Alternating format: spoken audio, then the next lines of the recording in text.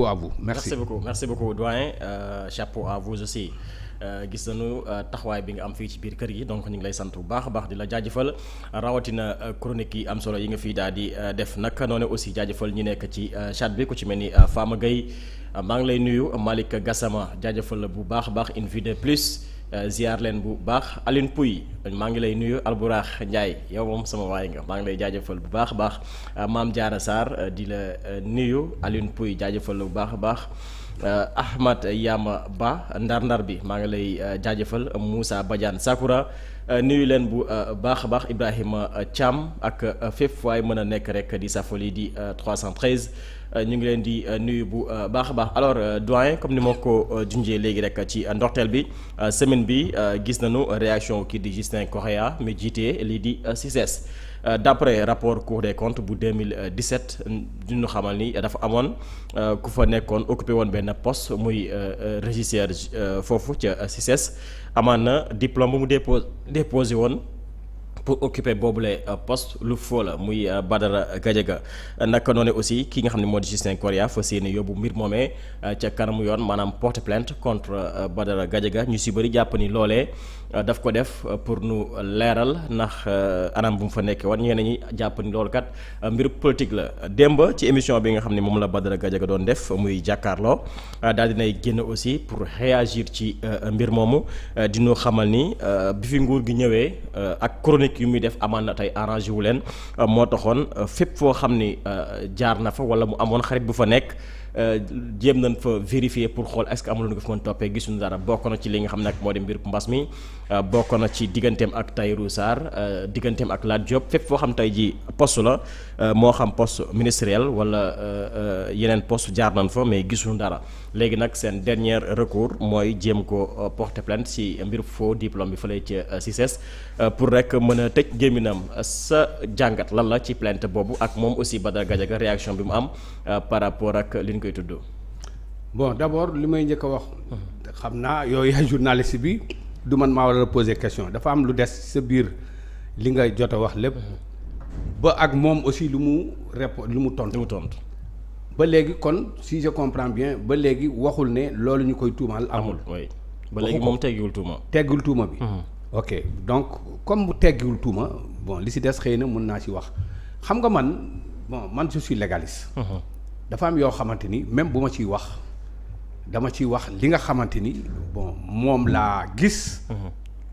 mën cee wax ak bon peut-être ak fermeté mais aussi ak yar ak teggin. xam nga man maa taxoon fii wax la ne le cas de Badara Gadiaga moi je préfère ne pas en parler. oui lépp lu mu jëm si lu mu xew yëpp moo xam si mbirum ay chronique am ak lu mënti xew man je préfère ne pas en parler parce que après tout quand même. il est de Grand Dakar man fii laa dëkk. bon jarbaat rek la mën a nekk ci man. alors donc du man maay war a mën a taxaw di tontonteeg moom di wax yu kenn xamul. ci mbirum li nga xamante ni moo jëm si mbirum actualité ca la muy wax ak man aussi lu mu ko war tontu parce que d'abord amuñu ko séquñu ko. benn ñaareel bi aussi je ne vois pas lan moo war a tax man moo war a mën a tontu Badara Gadiaga ci ay waxam yi nga xamante ni daf koy wax jëmale ko ci bu fekkee waa Pastef la. wala keneen ak keneen parce que. franchement loolu sama yoon nekku ci je ne suis pas de ce côté pour war mën taxaw di défendre du ma défenseur u kenn mais quand même j'ai mon mot à dire dans ce pays par contre li mu wax fële ca TFM am na sañ-sañ bu ko neexee c'est son droit le plus absolu mu taxaw riposter ci li nga xamante ni moom lañ koy commencer di def am na bu ko neexee mun na taxaw wax ne moom boobaag léegi dafa mel ni acharnement la ñuy def ci kawam parce que gis nañ ne boobaag léegi mi ngi def ay chronique te chronique yi muy def yëpp day tirer sur le régime bi nga xamante ni moo fi nekk donc ñoom aussi moo tax ñuy jéem a def tout pour jéem ko anéantir loolu am na droit bu ko neexee mu wax ko mais man li may wax mooy bu fekkee dafa am rapport bu génn wax ne moom ci boppam dafa def faux usage de faux. présenter un faux diplôme pour mën a liggéey foofu loolu mun naa cee wax. présenter un faux diplôme pour mën a liggéey foofu bu fekkee corps yi ko génnee c'est des corps légalement constitués ici dans ce pays. Cour des comptes moo ko génnee. Cour des comptes génne ko wax ko.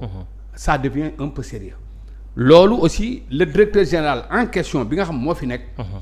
il est de son devoir moom en tant que directeur général moom aussi mu demander à ce que ñu élucider lu mel noonu. ba tax moom mu porter plainte bu porter plainte sur ça léegi li ci des justice xëy na mooy ñuy mën a édifier ci loolu. d'aucuns même disent que ne plainte bi nga xamante ni moom la def. xaw ma ndax am na walla amul mais ñenn ñi ñu ngi koy classé ci kiiwu y a prescription. parce que depuis 2017 nga xamante ni moom la nekkoon foofu. moom la duggoon foofu. boobaak léegi le directeur général ba fa nekkoon jotoon na loolu. te defuloon plainte boobu ba léegi bu ñu toogee ba léegi l'actuel directeur ñëw def plainte. donc kii mi ngi tombé sous le coup de la prescription. d'aucuns disent que ne y a pas prescription parce que ku nekk juriste yi en tout cas ku ci nekk daf ci am position. ku nekk ak sa gis-gis. ku nekk sa gis-gis. mais li ci des justice ci boppam moo koy leeral. si réellement plainte bi am na bu fekkee déposé nañ ko. leneen li nag mooy en tout cas nit daal vraiment lépp looy def na nekk loo xam ne lu légal la. il n'est pas dit que da nga bëgg a liggéey fenn ba tax ñu laaj diplôme sàngam ba mu jaral la nga war a def leneen loo xamante ni bokk ci. xam nga faux dafa am faux ak usage de faux. oui faux mooy nga présenter nga indi loo xamante ni état moo ko war a def. nga yow nga defal ko sa bopp. c'est ça qu'on appelle faux. léegi usage de faux bi mooy nga jël faux boobu. utiliser ko pour leneen pour am ci leneen loolu mooy usage de faux. moom bu fekkee dañ ko wax ne faux la ak usage de faux. c'est un peu grave. en matière de droit c'est très grave. donc loolu bu fekkee am na daal wax dëgg yàlla nekk na lu doy waar. am na sax ñuy wax escroquerie mën na am ci. waaw parce que il a eu quand même à générer des sommes yoo xamante ni moom je crois que moom moo nekkoon ay salaire am yu mu daan jël ak yooyu. bon loolu tax xëy na peut-être ñoom ñuy wax loolu. mais loolu mbirum droit la mbirum yoon la mbirum justice la. man duma ci suux lu bari. naam xam naa ci tuuti mais vraiment je préfère laisser ça à la justice. ñoom ñi nga xamante ni ñoom ñoo habilité pour mën di non seulement di saytu loolu mais ñoom ñoo habilité pour mën a àtte lu demee noonu. kon dama koy bàyyi ak mbirum justice mais li ma ciy wax rek mooy lenn nit daal wax dëgg yàlla fépp fu mu mënti nekk ak lu mu mënti doon il mun na jëriñ réewam. mun na nekk quelqu'un boo xamante ni participer na ci développement réewam sans pour autant mu usé wu ci dara sans pour autant mu def leneen lu dul noonu. on a vu ici il y a des entrepreneurs qui sont là am na d'autres ñoo xamante ni fii ñu ngi fii c'est des employeurs. qui n'ont aucun diplôme. mais quand même ci seeni li nga xamante ni mooy seen activité li ñuy yëngu. réussir nañ ci dem nañ ci ba nga xamante ni tey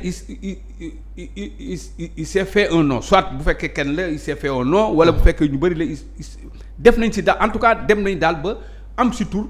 am foo xam ne egg nañ fii ci Sénégal nekk des employeurs di employer ay nit ñoo xamante ni tey sax les diplômés amuñu ko. am na. je peux citer beaucoup ñu bëri am na fi foofu mu nekkoon di foofu muy toog di fa chronique. TFM boobu ki nga xamante ni moo ko yilif.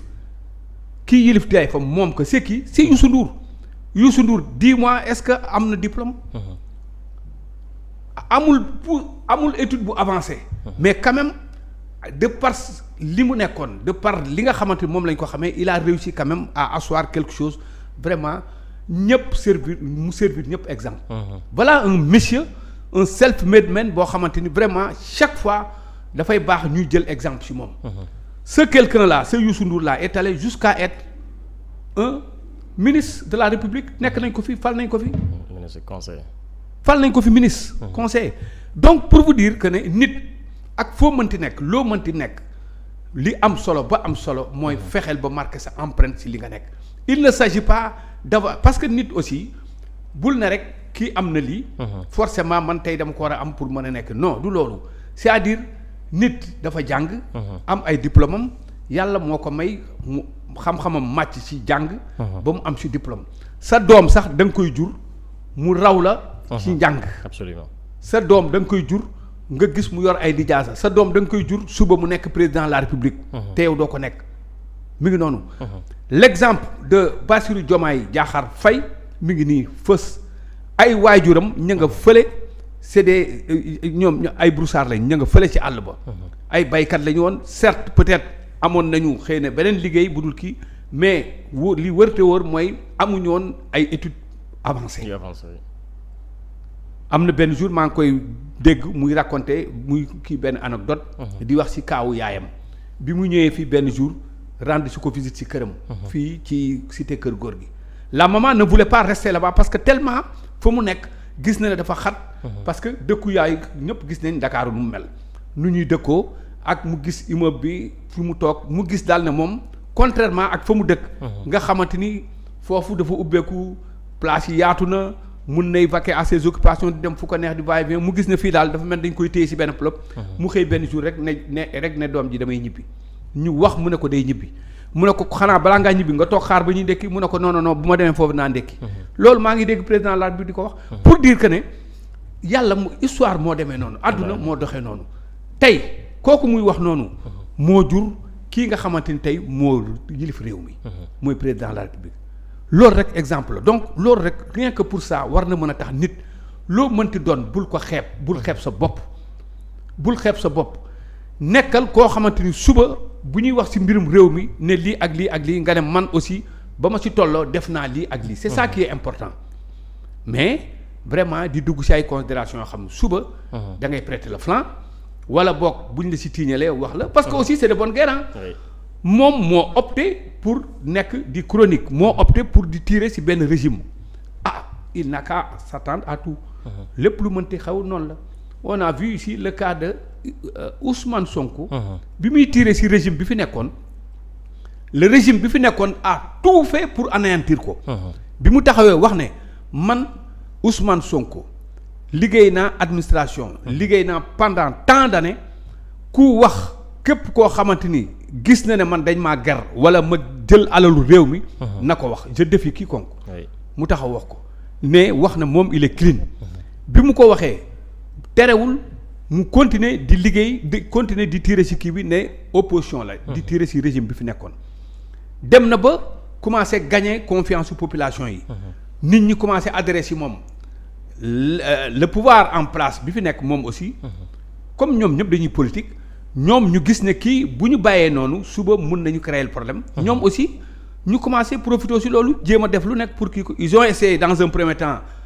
ils ont essayé avec l'histoire de Sweet Beauté ça ne leur a pas réussi réussir leen moo tax tey nga gis lii am tey mu am alors donc c'est de bonne guerre réew moom boo ci nekkee pouvoir toujours boo koy contre fexeel nga doter suffisamment d'armes pour pouvoir contrer ce régime là léegi nag li fi nekk ba am mooy lenn ñoom aussi bu fekkee gis nañu lenn lii kii def na ko lii ak lii te mi ngi leen koy def ñoom ils vont appuyer sur ça donc man loolu rek laay wax moo tax bon il est temps daal vraiment c'est un conseil que je donne à l'endroit bon soit des chroniqueurs wala keneen ak keneen bu la dara jaral vraiment sa ngor nga di ko jaay ci ay leneen bu la dara jaral ñu di la instrumentaliser ngay def naka sudul noonu ci leneen je ne dis pas que ne Badara Gadiaga dañ ko instrumentaliser je ne dis pas que ne loolu lay def dafa jaay ngorom wala dara mais en tout cas moi ce que je dis je le dis à l'endroit de tout le monde je le dis à l'endroit de tout chroniqueur boo xamante ni dafa opter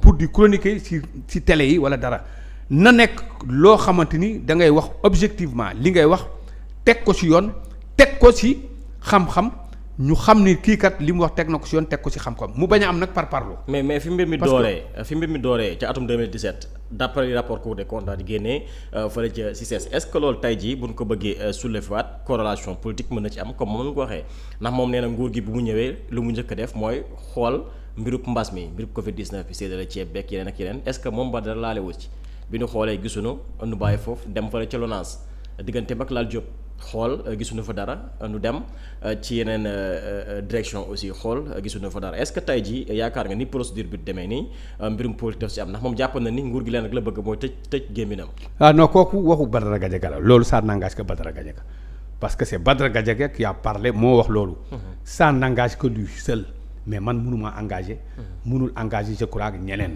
loolu mu wax moom ko wax moom la engagé biñ fi tolloo Ousmane Sonko wax nañ fi lu nekk moom it lu nekk wax nañ ko fi ci moom xam nga dafa am yenn yoo xamante ni man du ma ci mën a wax lu bari parce que waxu nit ki moom la engagé bu xalaatee ne looloo tax gars yi di kii nag yooyu mais moom ça n'engage que lui mais man li ma mën a wax daal boo wax ko mooy lenn. c'est-à-dire fii nous sommes une république ce pays dafa am loo xamante ni moo ko tënk dafa am lu ko encadré réew mi dañ ko teg ci ay anam yu leer. ci anam yooyu ñu ko teg mu leer ñun ci loolu la ñuy tënku ci loolu la ñuy dox bu fekkee Cour des comptes dafa génnee. rapport pour wax ne. kii dafa def faux usage de faux. d'ailleurs du Badara Gadiaga kase da am na. oui je sais on parle de Badara Gadiaga. oui dafa def faux usage de faux moi je ne peux que me référer si li nga xamante ni moom la Cour des comptes wax. Cour des comptes la xam nga. rapport yi nga xamante ni moo génn au niveau de la Cour des comptes jëm ci mbirum mbas mi Cour des comptes la. ña fa nekk c'est des magistrats chevronnés ña fa nekk ay liggéeykatu état lañu yoo xamante ni. ce ne sont pas n'importe qui. idem aussi pour les autres corps de contrôle yi nga xam ne ñoo fi nekk dañ leen fi teg pour ñuy saytu. alors loolu mooy seen liggéey loolu la seen xam-xam màcc donc ñun mënuñu lu dul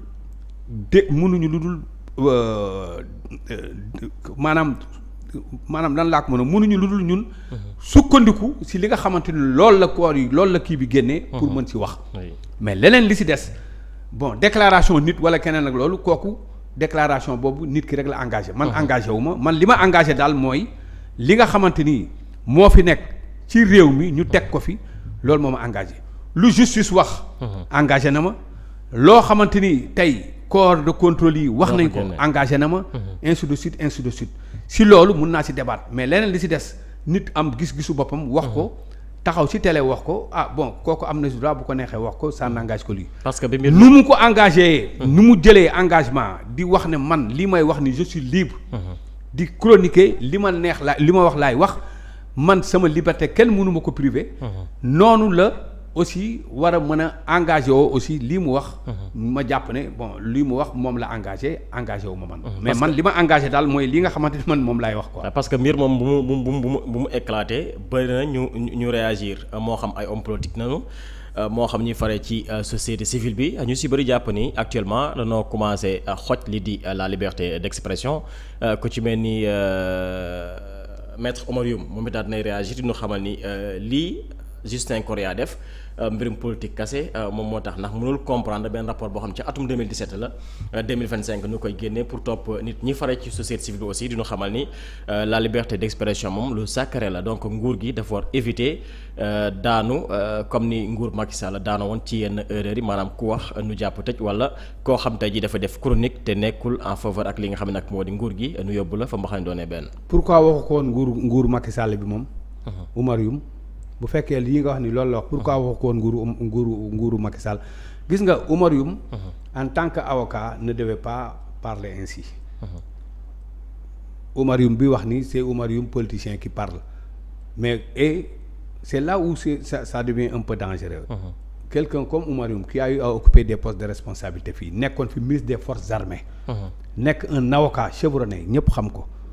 am na yenn déclaration yu Oumar Youm warut a jóge ci gémmiñam parce que moom dafa war a servir exemple ci réew mi même ba booy wax de par tes déclaration war na nekk ay déclaration yoo xamante ni au moins nit dina ci am lu mu ci jàngat mais taxaw bu ko wekk ci ne alors da nii lii ñuy def nii dañ ko bëggoog ci acharnement munoon naa comprendre Oumar Youm en tant que homme de droit mu ne ñii plainte bi ñu def selon lii ak lii ànd kii fii lay dem wala dara du ci yoon ma mën a d'accord déglu ko ci loolu mën ci commenter mais taxaw fële toog di wax naan waruñu def lii parce que bu ñu ko defee dafay daal di mel ni comme régime bi fi nekkoon en place ku wax ñu jàpp tëj wax yooyu loolu bu ko waxee daf ko wax rek ci teeyu bakkanam mais waxewu ko ci xam-xam waxewu ko ci dara et foofu nag vraiment ñi ngi commencé bëgg réew mi ngi commencé bëgg a nërmeelu ci ak ñi nga xamante ni tey ñu bëri dañu amoon yaakaar ci ñoom position yi ñu amoon bu njëkk nañ daan waxee état boo waxee ñu naan ñun ay homme d'état lañu boo waxee ñu naan kii parce que ils ont l'habitude de dire ça. kii homme d'état la ce monsieur là c'est un homme d'état wala dara homme d'état c'est quoi xam nga foofu man affaire bi daf may jaaxal.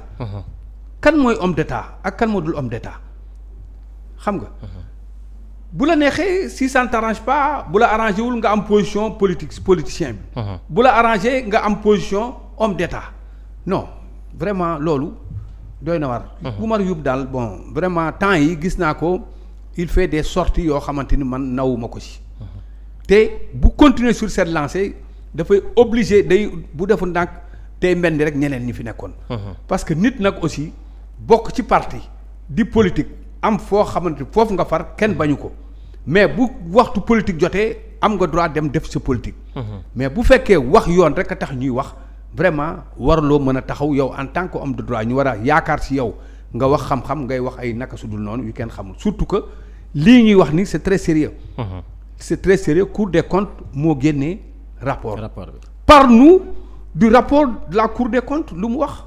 est-ce que am na wala amul waxal foofu mais pourquoi nga teg fële le rapport de la Cour des comptes. bugg a taxaw tey di wax xam nga loolu vraiment c'est être mu baal ma. c'est d'une part un peu malhonnête quoi parce que mais loolu warul mën a am position boobu position bu mu war a bu ñuy xaar ci Oumar Youm mooy position nga nekk quelqu'un boo xamante ni boo waxee ñu ne ah kii kat li mu wax xam-xam la.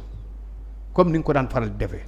mais nii ngay defee nii da ngay daal di bëgg a mel ni. politicien rek boo xam ne dafa taxaw fii bu fekkee arrangé wu ma wax ci du ma neexee. bu ma arrangé ma waxee ko neneen. nga waxee ko neneen alors doyen dañuy àddu leneen muy kaaw Moustapha Diop honorable député ak Ndeye Saly Diop ñoom it nag démb nañu yëkkati